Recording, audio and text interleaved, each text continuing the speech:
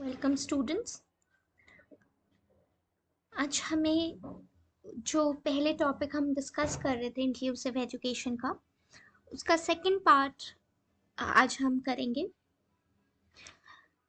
कैसे हम उन बच्चों को गाइड कर सकते हैं जो इंटेलेक्चुअली डेफिशिएंट है, जिनका आईक्यू कम है, बाकी सामान्य बच्चों से उनका आईक्यू लेवल जो है वो कम है। वो उनको इंटेलेक्चुअली डेफिशिएंट भी बोला जाता है और उनको मेंटली रिटार्ड भी बोला जाता है। मेंटली रिटार्डेड थोड़ा पहले ऐसा बोला जाता था, पर आजकल जो ज़्यादा अप्रोप्रिएट वर्ड है वो इंटेलेक्चुअली डेफिशिएंट है। तो हम कैसे मेंटल रिटार्डेशन डिटरमिन करते हैं?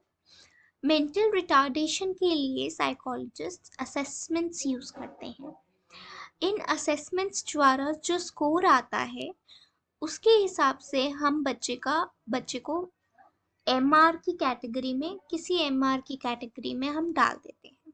ठीक है, एक बच्चा है जो 70 से बिलो स्कोर करता है एक आईक्यू टेस्ट पे, उसको हम मेंटल रिटार्डेशन की कैटेगरी में डालते हैं। इनको ये बहुत डिफ़िकल्टीज होती हैं इनको अपने इन्वायरमेंट के साथ अडाप्ट करने में। ठीक है, इवन रोज़मर्रा के काम करने में भी कई मेंटली रिटार्डेड बच्चों को दिक्कत आती है।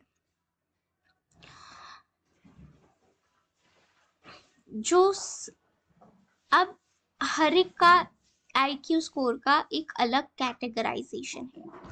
जैसे कि 90 टू 110 एक एवरेज आईक्यू रेंज माना गया है। ठीक है, फिर उससे कम 80 to 89 dull average, dull normal की कैटेगरी में आता है। देन उसके बाद 70 टू 79 वाला जो कैटेगरी है वो बॉर्डर लाइन में आता है, यानी कि मार्जिन पे हो आप, ना तो आप मेंटल रिटार्डेशन की कैटेगरी में हो, ना आप नॉर्मल एवरेज कैटेगरी के हिसाब के हो। ठीक है, और इससे नीचे के जो लोग हैं बिलो 70, वो एमआर की कैटेगरी में आते हैं, मेंटल रिटार्डेशन की कैटेगरी में आते हैं। ये बॉर्डर लाइन होता है। ठीक है, और इन हर एक आईक्यू लेवल के बच्चे को अलग अलग समस्या आती है। ठीक है, कुछ कॉमन भी होती हैं, कुछ अलग भी होती हैं। तो उसके हिसाब से बच्चों का जो ट्रेनिंग है, एजुकेशन प्लान है, वो डेवलप होता है। राइट,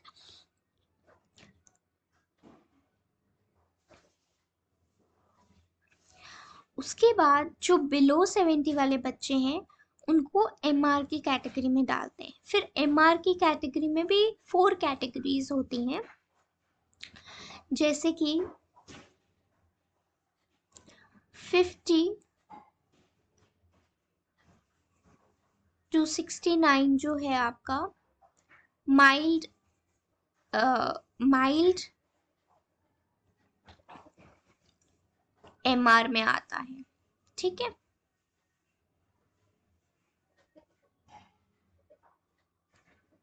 जो मान लीजिए इससे नीचे वाला कैटेगरी है मॉडरेट में, उसमें बच्चे आते हैं इस आईक्यू रेंज में।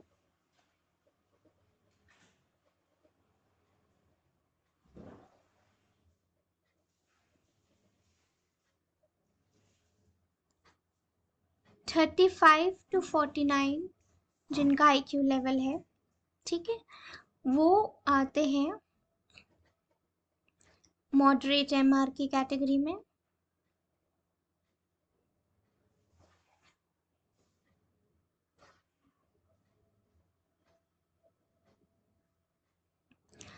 फिर सिवियर एमआर की कैटेगरी में 20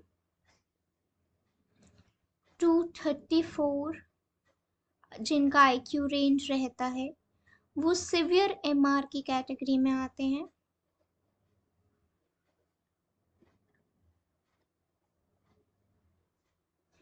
ठीक है, और बिलो 20 से नीचे वाला जो आईक्यू रहता है वो प्रोफाउंड आईक्यू में रहते हैं।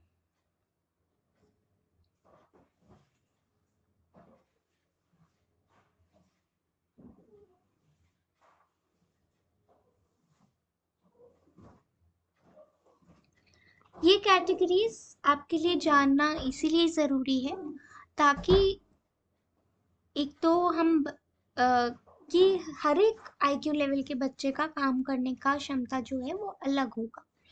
ठीक है। उसके बाद सबसे बड़ी बात जो आती है ये है कि अर्ली इंटरवेंशन प्रोग्राम्स अगर हम स्टार्ट करते हैं ऐसे बच्चों के लिए जो ट्रेनेबल हैं, जो एजुकेबल हैं। अब ये मॉडरेट और माइल्ड एमआर वाले बच्चे हैं, इनको हम कुछ सिखा सकते हैं। रोजमर्रा के काम जैसे कि नहाना, शू लेसेस टाई करना, ड्रेसेस अपने ड्रेस पहनना, ड्रेसेस के बटन लगाना, ये सब जो चीज़ें हैं ये हम इन बच्चों के लिए कर सकते हैं। ठीक है।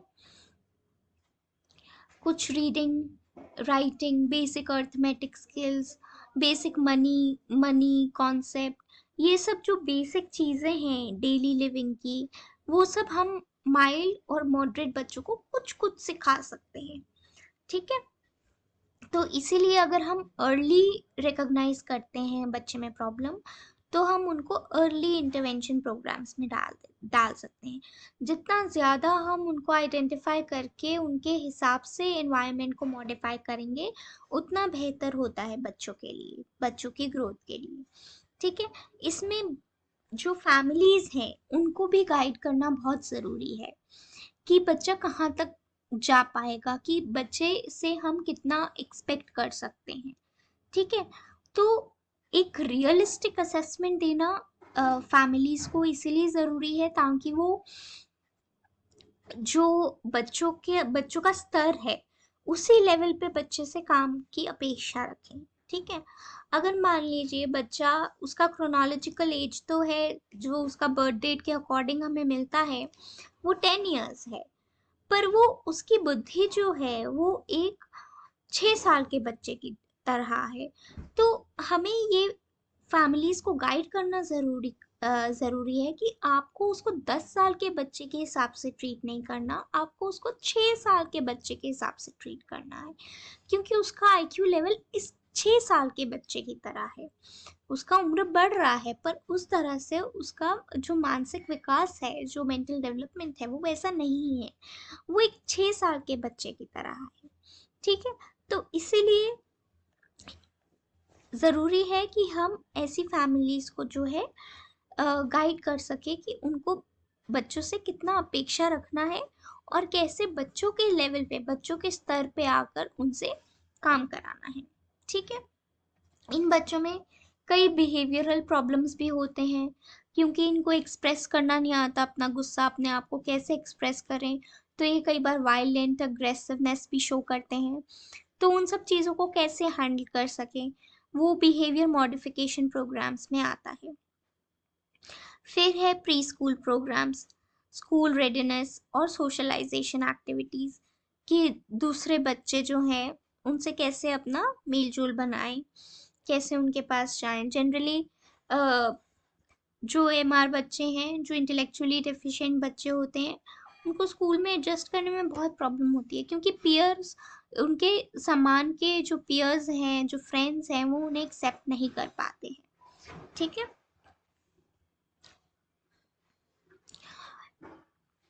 इनके लिए अलग से एजुकेशन प्लान बनाया जाए। ठीक है। कुछ इंस्ट्रक्शन प्रोग्राम्स दिए जाएं, बट इनको ज़्यादा टाइम और एफर्ट की ज़रूरत है चीज़ें लर्न करने में। ठीक है। अब इसका फोकस, जो करिकुलम का फोकस है, वो फंक्शनल टास्क में होना चाहिए। ठीक है। यहाँ पे बच्चों को नॉलेज होना चाहिए स्टूडेंट्स की एबिलिटी का, कि जो प्रोग्राम्स डिज़ाइन किए हैं वो उनकी इंडिविजुअल नीड्स को मीट करें। ठीक है।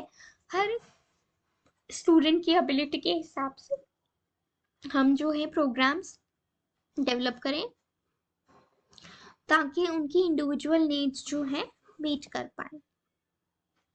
इसमें जो लर्निंग सिचुएशन है वो ऐसे लर्निंग सिचुएशन को स्ट्रक्चर करें ताकि हम जो डिस्ट्रैक्शंस हैं वो भी रिड्यूस कर पाए। ठीक है, और बहुत क्लियर मेथड पे उनको मटेरियल दिया जाए। ठीक है, और इनकरेजमेंट, सही उत्तर दें तो उनको रीइंफोर्समेंट मिले। ठीक है, इनकरेक्ट रिस्पॉन्सेस हों तो बच्चों को इनकरेज करना चाहिए, स्टूडेंट्स को, ताकि वो अगर ठीक से नहीं कर पा रहे तो जो एजुकेशन प्लान है उसको एक तरह से मॉडिफाई किया जाए स्टूडेंट्स की नीड के हिसाब से, स्टूडेंट्स के लेवल के हिसाब से। ठीक है, तो एक बेसिक प्रोफाइल का असेसमेंट मेंटल रिटार्डेड बच्चों के लिए ज़रूरी है कि क्या बेसिक प्रोफाइल है बच्चे का। ठीक है, एक वार्म और इनकरेजिंग एनवायरनमेंट प्रोवाइड किया जाए, ऐसे मारा ना जाए अगर बच्चा नहीं पढ़ पा रहा है तो उसको उसका घर पे या स्कूल में टीचर्स उसको मारे ना। ठीक है, तो उसके जो शॉर्ट कमिंग्स हैं, जो पॉजिटिव्स हैं वो एक्सेप्ट करें। ठीक है, पॉजिटिव्स और शॉर्ट कमिंग्स दोनों को एक्सेप्ट करके उनके हिसाब से बच्चे को ट्रेन किया जाए। ठीक है, अगर बच्चे का सेल्फ कॉन्सेप्ट लो है, पुअर है, तो सबको ये बोला जाए कि उनको कॉम्प्लीमेंट किया जाए। ठीक है, आप कंस्ट्रक्टिव इंडेवर्स पे लीड करते हैं, कंस्ट्रक्टिव इंडेवर्स होते हैं जो सक्सेस पे उनको जाल उनके सक्सेस के लिए जो ज़रूरी होते हैं। ठीक है, इनको रिस्क लेना ज़रूरी होता है रोल प्लेस के द्वारा, और puppets, figures, dolls, play material के द्वारा इनको सिखाया जाए। ठीक है, तो ऐसे अगर हम करेंगे तो इन बच्चों को हम स्टिमुलेशन ऐसे प्रोवाइड कर सकते हैं। ठीक है, जो भी लर्निंग अपॉर्चुनिटीज़ है बच्चे के लेवल के हिसाब से दी जाए। वोकेशनल स्किल्स पे एम्फोसिस करना बहुत ज़रूरी है क्योंकि हमें पता है बच्चा जो है सामान्य बच्चों से अलग है, वो उतने लेवल तक नहीं जा पाएगा जितना एक सामान्य बच्चा जा पाएगा। तो वोकेशनली हमें बच्चों को सेट करना है, अल्टीमेट गोल सबका ये होना चाहिए कि वोकेशन किसी ऑक्यूपेशन में वो हो जो उसके लेवल के हिसाब से, और वहाँ पे वो अपना जो रोज़मर्रा की ज़िंदगी है एटलीस्ट वो कर पाए। जैसे कि एक मेरे पास एक पेशेंट था जो माइल्ड लेवल ऑफ रिटार्डेशन में आया। ठीक है, बट उस बच्चे में इतना ये था कि उसको हाँ एक इंडिपेंडेंट जीवन जीना है। ओके, इतना उसमें ये समझ थी कि हाँ मुझे एक इंडिपेंडेंट जीवन जीना है। ओके, कि मेरे को अपना खुद, आई हैव टू अर्न, खुद कमाना है और खुद अलग से एक घर में रह सकूं तो वहाँ रहना है। ठीक है, तो इस बच्चे ने इस बच्चे के माता पिता काफ़ी एजुकेटेड थे और अच्छी पोस्ट पे थे। तो इन्होंने क्या किया, इनके पेरेंट्स ने भी एक अच्छा काम किया कि इस पे कोई भी पढ़ाई के लिए कोई ऐसे प्रेशर नहीं डाला। एक बार समझ आ गया कि हाँ ये बच्चा नहीं कर पाएगा तो 8th स्टैंडर्ड से उन्होंने उसको एकेडमिक्स से रिलेटेड प्रेशर डालना मना कर दिया, बंद कर दिया। ठीक है, जो फिर 10th 11th में 12th में शायद सब्जेक्ट्स भी चेंज करवा दिए गए। ठीक है, और तो इन्होंने क्या किया, जब उसने अपना 12th पास कर लिया जैसे जैसे करके उन्होंने इसको एक डेटा एंट्री ऑपरेटर का काम सिखा दिया। ठीक है, और वो सीख गया, और वहाँ पे उसको एक हॉस्पिटल में जॉब मिल गई। ठीक है, तो ऐसे ही अगर हम ये आइडेंटिफाई कर ले कि बच्चे का कैलिबर कितना है, कितना हद तक वो कर सकता है, उसके हिसाब से ही हम चीज़ें डिज़ाइन करें और उसके हिसाब से ही पेरेंट्स को समझा सके कि हाँ ऐसा ऐसा है, हमें और चीज़ों पे ध्यान देना चाहिए। जो प्रॉब्लम आती है कि अर्ली आइडेंटिफाई नहीं हो पाता, इसीलिए पेरेंट्स नहीं समझ पाते कि हो क्या रहा है, स्कूल्स नहीं समझ पाते कि हो क्या रहा है बच्चे के साथ, क्यों एकेडमिक परफॉर्मेंस में पुअर है। तो जैसे ही अर्ली आइडेंटिफिकेशन हो जाए, उसके हिसाब से, बच्चे के नीड्स के हिसाब से पेरेंट्स, टीचर, स्कूल जो है ऑपरेट करें। और वोकेशनल स्किल्स पे एम्फोसिस काफ़ी दे, पढ़ाई से एम्फोसिस हटाकर थोड़ा वोकेशनल स्किल्स पे एम्फोसिस दे कि क्या बच्चा वो काम, कौन सा काम कर सकता है। ठीक है, तो बच्चे को इनकरेज करें कि वो छोटी छोटी ड्यूटीज़ जो है, रिस्पॉन्सिबिलिटीज़ ले, कि जैसे बॉटल भरना, पानी का ग्लास भर के देना, कोई गेस्ट आए तो उनको पानी पिलाना। ठीक है, कुछ ऐसे काम करके रखे कि खाली वही बच्चा करे, मतलब बच्चे को रिस्पॉन्सिबल बनाने के लिए छोटे छोटे काम और ड्यूटीज जो है असाइन करते हैं। जैसे अगर फादर बाहर जा रहे हैं, ड्यूटी पे जा रहे हैं, तो उनको हैंकी निकाल के दे दे। ठीक है, और ऐसे छोटे छोटे टास्क और ड्यूटीज हैं, वो बच्चे से हम कराएं। ठीक है, जो पेरेंट्स ही समझ जाते हैं और जो स्कूल्स और टीचर्स समझ आते हैं, उनके लिए फिर भी थिंग्स जो है वो सॉर्ट हो जाती हैं। ओके, और अब जैसे मैंने जो पहले बच्चे का एग्जाम्पल दिया जो माइल्ड एमआर था, बट आफ्टर 12th पास करने के बाद उसने डेटा एंट्री ऑपरेटर का कोर्स कर लिया और वहाँ पे एक हॉस्पिटल में डेटा एंट्री ऑपरेटर की जॉब ले ली। ठीक है, तो और इसके साथ ये भी हो कि जो वोकेशनल, जैसे बच्चे अब, जैसे पेरेंट्स हाईली एजुकेटेड थे, जनरली अगर पेरेंट्स हाईली एजुकेटेड होते हैं तो उनको लगता है कि हाँ बच्चा भी आगे हाईली एजुकेटेड हो, वो भी अच्छा करे। और इसकी सिस्टर डॉक्टर थी, एमबीबीएस डॉक्टर, तो उसको उस बच्चे में ये रहता था, वो कंपैरिजन रहता था कि मेरी सिस्टर इतना अच्छा कर रही है, वो इंडिपेंडेंट है, तो मैं क्यों नहीं। ठीक है, तो इसीलिए उसके हिसाब से उस बच्चे के स्ट्रेंथ्स को रिवॉर्ड करे गए। ठीक है, और उसके हिसाब से बच्चे को इनकरेज किया गया कि हाँ तुम भी कर सकते हो, सबका अपना अपना कैलिबर होता है, ऐसे पेरेंट्स ने ही बताया था कि उन्होंने ऐसा किया। ठीक है, तो ये चीज़ें बहुत इम्पोर्टेंट है, क्योंकि अगर ये पहले से ही शुरू है, पहले से ही पता है कि बच्चा इतना नहीं जा पाएगा, तो उसको एकेडमिकली इतना प्रेशर ना दिया जाए। ठीक है, उनके वीकनेसेस और फियर्स जो हैं उन पे काम किया जाए ताकि उनका कॉन्फिडेंस बढ़े। फिर उनकी पर्सनल डिफ़िकल्टीज और एडजस्टमेंट प्रॉब्लम्स को जो है वो सॉर्ट आउट करें।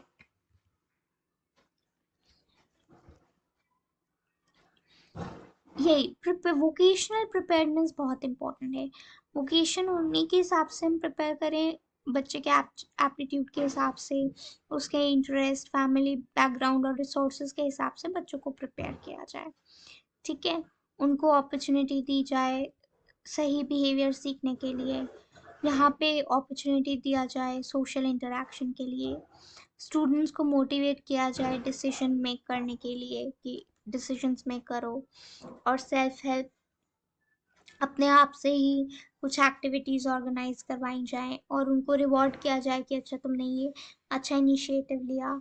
फिर जो रूटीन टास्क हैं उनको स्मॉल स्टेप्स में ब्रेक करें। ठीक है, तो बिहेवियर मॉडिफिकेशन में उनको लिया जाए। ठीक है, यहाँ पे referral to psychologist behaviour modification के लिए of maladaptive behaviours. Okay, of maladaptive behaviours and parental counselling, कि पेरेंट्स कैसे बच्चे के साथ डील कर सकते हैं, उसके एग्रेसिव बिहेवियर के साथ कैसे डील कर सकते हैं। ठीक है,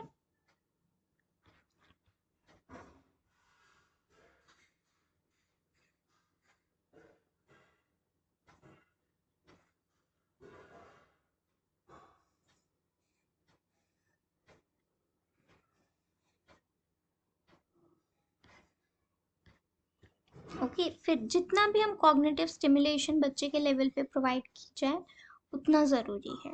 ठीक है, ऐसे नहीं कि अगर नहीं कर रहा है तो उसको बिल्कुल ही हटा दिया, अब घर पे बिठा दिया और कुछ नहीं करवा रहे उससे।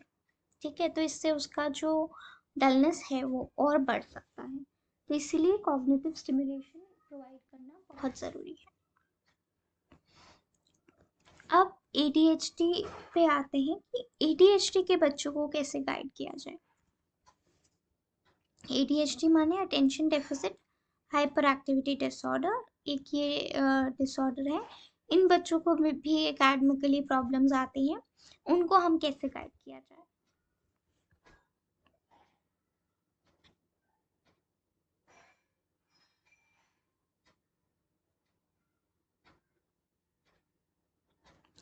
यहाँ पे जनरली ये अटेंशन नहीं दे पाते, ठीक है, डिटेल्स पे या किसी भी काम में जिसमें अटेंशन की ज़रूरत होती है वो उस काम पे ध्यान नहीं दे पाते, ठीक है।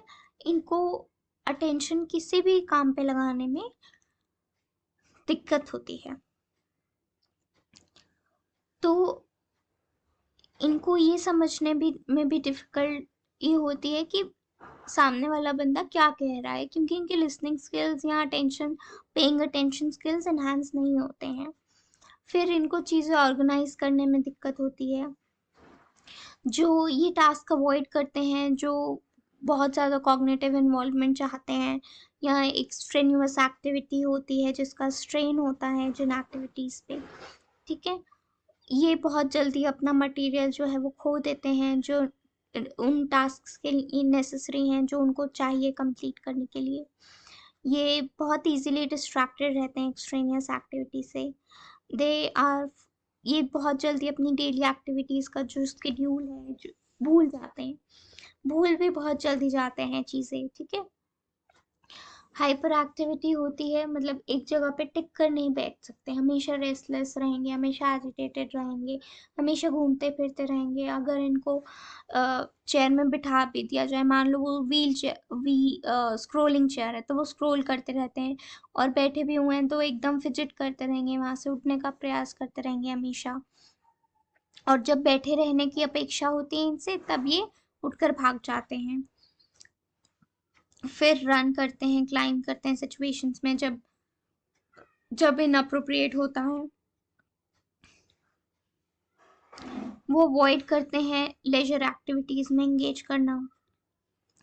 एक्सेसिवली बहुत टॉक करते हैं, बहुत ज़्यादा टॉक करते हैं, और एकदम से आंसर्स इम्पल्सिवली दे देते हैं, बिना सोचे समझे पहले बिना टर्न के अपना आंसर जो है वो दे देते हैं। लाइंस में नहीं वेट कर पाते हैं, एक होता है ना कि टर्न लेंगे कि हाँ इसके बाद ही आएगा, इसके बाद ही आएगा, वो नहीं कर पाते हैं। फिर एकदम दूसरे बच्चों की गेम्स को, दूसरे बच्चों को परेशान करते हैं, जैसे कि वो अगर कुछ खेल रहे होते हैं तो ये फटाफट बीच में आएंगे कि इनको खेलना है, एकदम दूसरों को इंट्रूड करते हैं, ठीक है। तो ये जो चीज़ें हैं ये बहुत इम्पोर्टेंट है। एडीएचडी के बच्चों में ये सब चीज़ें पाई जाती हैं, और ये इनके कैरेक्टरिस्टिक फीचर्स होते हैं। क्योंकि ये ध्यान नहीं दे पाते हैं इसीलिए इनका एकेडमिक परफॉर्मेंस पुअर होता है। तो अब इनको कैसे मैनेज कर सकते हैं? कुछ मेडिकेशंस होती हैं जिससे हम हाइपर एक्टिविटी कंट्रोल कर सकते हैं, पर उनके कई साइड इफ़ेक्ट्स भी होते हैं। फिर साइकोलॉजिकल काउंसलिंग है, जो बिहेवियरल प्रॉब्लम्स हैं उनके लिए साइकोलॉजिकल प्रॉब्लम्स, पेरेंट्स को साइको एजुकेट करना, उनको पूरे इस डिसऑर्डर के बारे में बताना कि वो क्या है, ठीक है। फिर आपका क्लासरूम एनवायरनमेंट को अरेंज करना कि कैसे क्लासरूम एनवायरनमेंट को अरेंज किया जाए कि वो स्टूडेंट की सक्सेस में भागीदार बने। टीचर्स को काफ़ी सुपरवाइज करना पड़ता है ऐसे बच्चों को, बहुत सुपरविजन नीडेड होती है घर पे भी और स्कूल पे भी। और थोड़ा थोड़ा कुछ स्कूल्स ने ऐसा बनाया है कि थोड़ी देर इनको बैठ के काम करवाते हैं और फिर थोड़ी देर इनको बाहर भेज देते हैं, ठीक है। ऐसा भी कई स्कूल्स ने ऐसा अपना क्रिएट किया है, ठीक है। स्पेशली वेस्टर्न स्कूल्स में ऐसा हुआ है कि कुछ टाइम काम कराते हैं और कुछ टाइम कुछ कुछ एक्टिविटीज़ में जिनसे इनकी रेस्टलेसनेस और एजिटेशन कम हो, घूमने फिरने उन एक्टिविटीज़ में इनको इन्वॉल्व कर देते हैं। फिर इनका इंडिविजुअलाइज्ड एजुकेशन प्रोग्राम जो है वो सेट किया जाता है, ठीक है, कि कैसे उनके उनके प्रोग्राम को, एजुकेशन प्रोग्राम को ऐसा बनाया जाए कि वो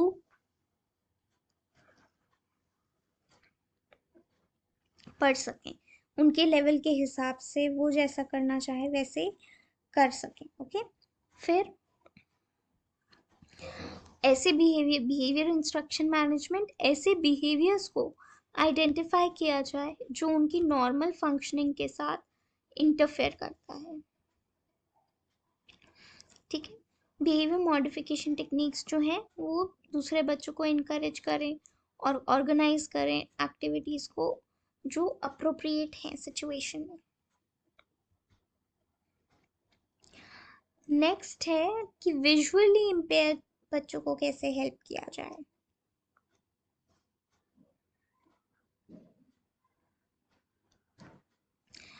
अब ऐसे बच्चों की क्या नीड्स होती हैं जो जो देख नहीं पाते हैं। सबसे पहले तो कि उनके कॉन्सेप्ट्स को कैसे डेवलप किया जाए और एकेडमिक स्किल्स कैसे एनहांस किए जाएं, कैसे वो कर सकते हैं। ठीक है, तो कैसे हम जितना विजन है, मान लीजिए पार्शियली देख सकता है बच्चा, उसको कैसे यूज करके हम करें। फिर लर्निंग मोड डिटर्मिन करें कि किससे लर्न कर पाएगा वो। फिर एकेडमिक सपोर्ट क्या है, ठीक है, एकेडमिकली कैसे सपोर्ट किया जाए। फिर आपके लिसनिंग स्किल्स, फिर आपके ऑर्गेनाइजेशन और study skills. Then second is social emotional skills, कि अपने अपने आप का जो नॉलेज अपने बारे में समझ पाए, आप दूसरों के बारे में समझ पाए, दूसरे कैसे हैं और मैं कैसा हूँ, वो इनको चाहिए होता है। इंटरैक्शन स्किल्स चाहिए होते हैं। फिर कैसे ये अपने आप को मोबाइल बना पाए, कैसे अ, अगर दृष्टिहीन है, अगर नहीं देख पा रहे हैं, तो कैसे वो अपना राह बनाए। कॉरिडोर, स्कूल कॉरिडोर्स में कैसे चलें, क्लासरूम से लेकर प्लेग्राउंड में कैसे जाएं, क्लासरूम से लेकर पीटी पीरियड तक कैसे जाएं, ग्राउंड में कैसे जाएं, कंप्यूटर लैब में कैसे जाएं। तो ये जो है, ये स्किल्स इनकी डेवलप करनी होती हैं। ठीक है, कि कैसे वो अपना जो है स्टिक वो यूज कर पाए, कैसे अपना स्टिक यूज कर पाए, कैसे रिकॉग्नाइज कर पाए कौन से डायरेक्शन में इनको जाना है। ठीक है, तो ये कुछ इनकी नीड्स होती हैं जिनके साथ हमें उनको पहचानना है, उनकी नीड्स को, और उसके हिसाब से उनके साथ डील करना है। हम्म? फिर करियर और वोकेशनल स्किल्स, कौन उनके स्ट्रेंथ्स क्या हैं, ठीक है, वो क्या कर सकते हैं, तो उसको आइडेंटिफाई करके वैसे ही उनका वोकेशनल स्किल जो है वो एनहांस किया जाए। फिर आपको आपका कम्युनिकेशन स्किल्स उनके कैसे डेवलप किए जाएं, उनको हैंड राइटिंग, ब्रेल से कैसे वो सीख सकते हैं, उसको कैसे यूज करके नोट्स बना सकते हैं। ठीक है, फिर अगर उनका एक स्किल विजन नहीं है तो बाकी स्किल्स को कैसे यूज कर सकते हैं, कि स्मेल को कैसे, क्या स्मेल को वो सेंस कर सकते हैं। जैसे फॉर एग्जाम्पल कुछ जो ब्लाइंड बच्चे होते हैं और जो हॉस्टल्स में रहते हैं, तो कैसे अपने कपड़ों की सेट की पहचान करते हैं कि हाँ ये कमीज है और ये इसका लोअर है। ठीक है, तो वो उनका स्मेल के थ्रू आता है। ठीक है, कई बच्चे जो होते हैं वो थ्रू स्मेल ये आइडेंटिफाई करते हैं कि कौन सी शर्ट के साथ कौन सा पैर चलेगा। ओके, तो ये भी सेंसरी मोटर स्किल्स हैं। ठीक है, कि हम एक्चुअली कैसे इनके साथ चीज़ों को, अगर एक सेंस नहीं है तो बाकी सेंसरी मोडालिटीज़ को, बाकी सेंसेस को कैसे यूज़ करके हम जो है उनसे बाकी सेंसेस को यूज़ करके हम एक जो अपनी रोज़मर्रा के काम है वो कर सकते हैं। ठीक है, फिर हम काइनेस्थेटिक सोर्सेस की हम ये हो गया कि हम कितना चलेंगे तो कितना कितने स्टेप्स कैसे रखने हैं, कैसा स्टेप रखना है, स्टेयर्स जो है स्टेयर्स पे कैसे चढ़ना है, कैसे उतरना है, वो सब इनको सिखाना पड़ता है अलग से। ठीक है। फिर जो टेक्सचर्स हैं, टेक्सचर मतलब आपका जो हैंड से देखकर आप किसी चीज़ को टच करके बता पाते हो कि वो क्या है। ठीक है, ये चीज़ें भी बहुत इम्पोर्टेंट रहती हैं इनको सिखाने के लिए कि आप चीज़ों को टच करके कैसे आइडेंटिफाई कर सकते हो कि ये कौन सा चीज़ है, कौन सा नहीं है। जैसे हमारे स्कूल में कुछ ब्लाइंड बच्चे थे, तो वो कैसे टच के द्वारा आइडेंटिफाई करते थे कि कौन सा ब्रेल उनका कौन से सब्जेक्ट के लिए है। तो वो टच के थ्रू आइडेंटिफाई करते थे। उनका कलर्स अलग होता था, उनका ब्रेल का जो स्लेट थी वो अलग रहता था, पर उनको वो कैसे एक्चुअली टेक्सचर उसका आइडेंटिफाई करते हैं। ओके। वो आइडेंटिफाई करके उसके सब्जेक्ट के हिसाब से वो अपना ब्रेल निकालते थे। ठीक है। तो ये भी इनमें होता है। फिर इनको हमें डेली लिविंग स्किल्स भी सिखाने की ज़रूरत होती है।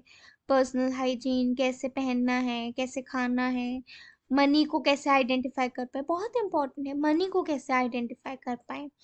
ठीक है। टेलीफोन को कैसे आइडेंटिफाई कर पाए, वेब में कैसे सर्च कर पाए चीज़ें। टाइम कैसे देख टाइम कैसे देख पाए, या कैलेंडर एक्टिविटीज कैसे कर पाए। ठीक है। जो कम्युनिटी में सर्विसेज प्रोवाइडेड हैं उनको कैसे यूज कर पाए। तो ये सारी कुछ कुछ एक्टिविटीज होती हैं जो हमें पहचानने की जरूरत होती है।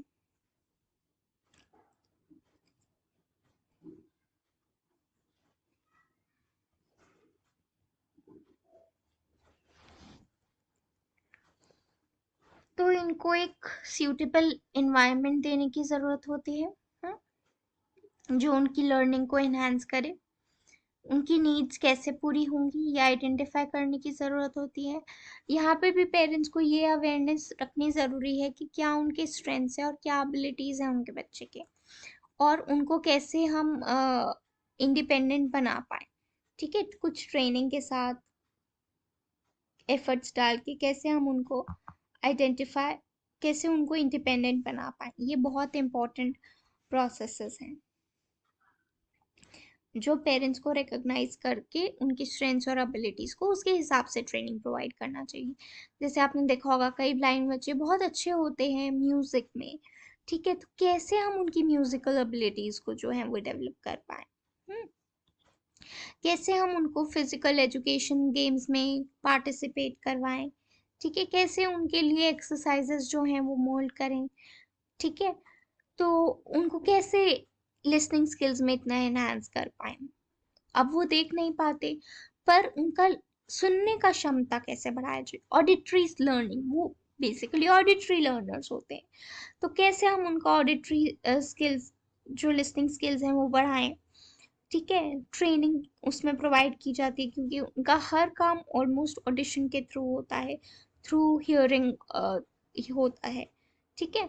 एक सेंस डेवलप नहीं है, बट ऑडिशन डेवलप है, तो वो बहुत अच्छे से चीज़ों को सुनकर याद रखना सीख लेते हैं। जैसे एक एक्टिविटी होती है डिजिट स्पैन की हमारे यहाँ पे, तो उस एक्टिविटी में क्या होता है कि आपको कुछ नंबर्स देते हैं, 3, 2, 1, 9, 4, 7, ये आपको याद करना होता है। तो जैसे अगर मैं इस एक्सपेरिमेंट सिचुएशन में थी, तो मैं ये सब नहीं रिकॉल कर पाई क्योंकि मेरे को सिर्फ सुनकर आंसर देना था, तो मैं नहीं कर पाई।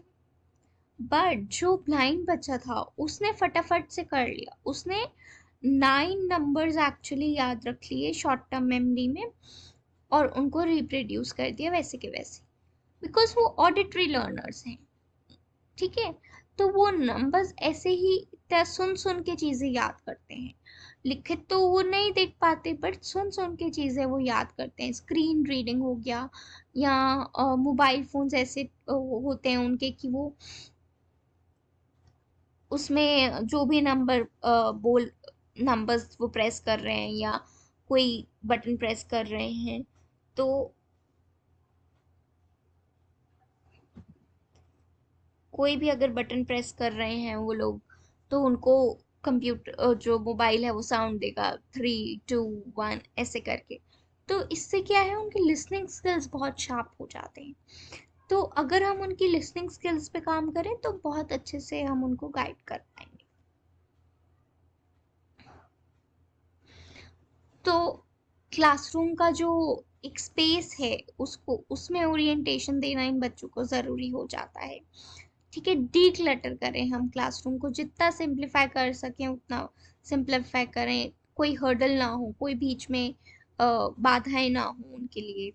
फिर उनको टैक्टाइल मैप, मतलब ऐसा मैप बना कर दें कि वो छू कर ये मैप मैप के द्वारा जो स्पेस है उसका उसका अंदाज़ा ले सकते हैं, ताकि वो बहुत इजीली जो एरियाज हैं उस पर मूव कर पाए। ठीक है। आप जो स्टूडेंट्स हैं जिनको जो विजुअली इम्पेयर्ड है, उनको कंप्यूटर के थ्रू स्पीच सिंथेसाइजर प्रोवाइड करवाया जाए। फिर ब्रेल प्रिंटर भी हो सकता है, प्रूफ रीडिंग के लिए ब्रेल कॉपीज भी होती हैं, वो प्रोवाइड करवा सकते हैं। इनको स्पेशल एजुकेशन टीचर्स होते हैं जो ब्लाइंड बच्चों को सिखाने के लिए ट्रेंड होते हैं, उनके साथ स्कूल कोलैबोरेट करके उनको कुछ क्लासेस के लिए बुला सकता है। फिर बाकी जो दूसरे स्टूडेंट्स हैं वो असाइनमेंट्स रीड कर सकते हैं विजुअली इम्पेयर्ड को। ठीक है, जो ब्रेल में अवेलेबल नहीं है, जैसे कई ये बच्चे जो हैं रिकॉर्डिंग्स के अपने चैप्टर्स रिकॉर्ड करवा कर सुनते हैं। ठीक है। या फिर असाइनमेंट्स, जैसे हमने जो टेक्स्ट लिखा हुआ है उसको हमने वर्ड में कन्वर्ट कर दिया, तो वर्ड में एक बार कन्वर्ट कर दिया, वो उसको एडिट भी कर पाते हैं और उसको स्क्रीन रीडर के द्वारा वो पढ़ भी पाते हैं। ठीक है।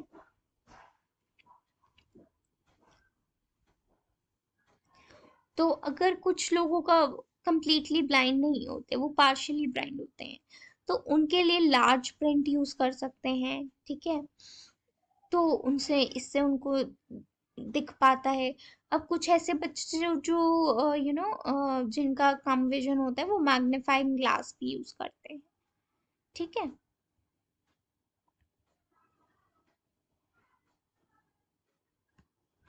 वो मैग्नीफाइंग ग्लास यूज करके भी वो चीजें जो हैं पढ़ पाते हैं।